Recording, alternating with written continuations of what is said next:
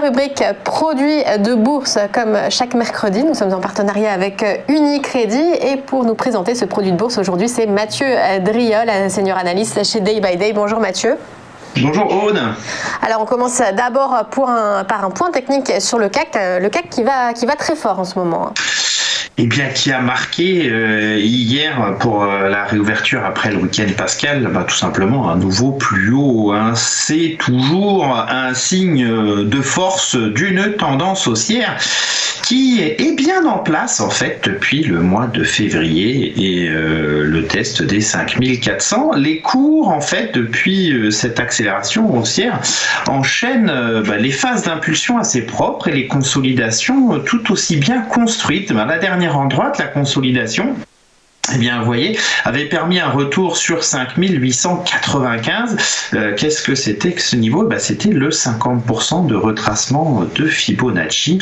On est monté sur le, par exemple, 200, on descend de 50, et ça, c'est le signe, tout simplement, d'une tendance réelle, bien construite, et qui est constante, et qui peut durer dans le temps, ma foi, pas mal de temps. Elle permet aussi de déterminer une cible théorique. Il s'agit alors, comme le montrent les flèches bleues pointillées sur le graphique, de projeter la taille de la dernière impulsion, c'est-à-dire à 5688 à 6089, au point bas de la consolidation, ce qui envoie les cours vers une résistance à 2687. Alors, on a un petit point intermédiaire que l'on a quasiment atteint sur la séance d'hier à 6168, et les cours ont ouvert un troisième gap haussier. Alors, l'ouverture d'un troisième gap haussier peut très bien mener à une phase de consolidation. Vous voyez, ça avait été le cas aussi au début du mois de février avec le franchissement de l'ancien support majeur à 5688.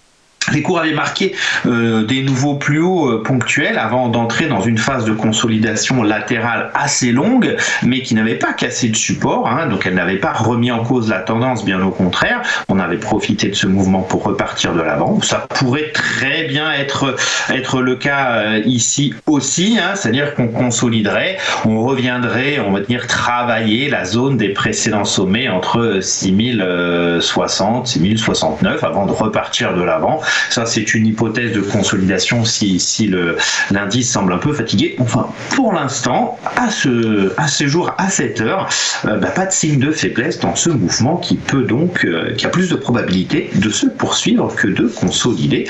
Quant à un retournement, pour le coup, je n'ai absolument aucune indication d'une possible rupture. Ça ne serait que éventuellement la rupture du support intermédiaire à 6060 qui pourrait m'indiquer la mise en place d'une correction un peu plus volatile, mais donc tant que ce niveau n'est pas cassé, ça n'est même pas la peine d'essayer de chercher des positions à l'avant, bien au contraire. La valeur du jour, c'est Eutelsat. Alors ce groupe de télécommunications d'opérateurs satellites, il bénéficie d'une impulsion haussière. Oui, il y a eu un parcours donc sur Eutelsat qui a été assez mouvementé, 2017, 2018, 2019. Vous voyez de grands mouvements assez volatiles entre 12 et 19, et puis cette accélération baissière à partir du début de l'année 2020 qui a provoqué un retour sur le support majeur à moyen terme à 7,30 €. Support testé 3 fois et qui a permis une stabilisation qui maintenant se transforme en retournement. Très très forte accélération haussière lors du débordement de la résistance majeure et de la résistance à 8,53. Mouvement haussier qui semble redonner des signes de force après le débordement des précédents plus hauts vers 9,79. Petit pullback, et un pullback sur une ancienne résistance qui devient support, c'est toujours un signe de polarité, que ça soit à court ou à moyen terme.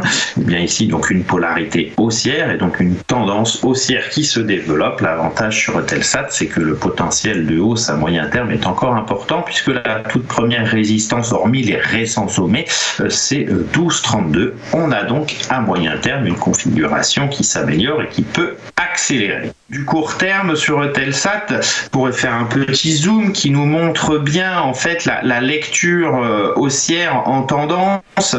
soutenu par une moyenne mobile courte, une moyenne mobile à 50 périodes. On voit bien ici que les phases d'accélération sont suivies de consolidation, mais qu'elles restent très très limitées dans le temps et en amplitude surtout. Dernière accélération en date à la milieu du mois de février, les cours sont revenus se positionner sur 9,86 qui est une ancienne résistance. Il en est de même avec la récente consolidation des 2-3 derniers jours et le niveau à 10,21, ouverture d'un gap hier, un mouvement donc avec un gap qui peut donc reprendre à tout moment, accélération haussière probable dès qu'on aura franchi en clôture 10,88 vers 11,52, résistance intermédiaire, on a vu avant le niveau majeur de moyen terme à 12,29.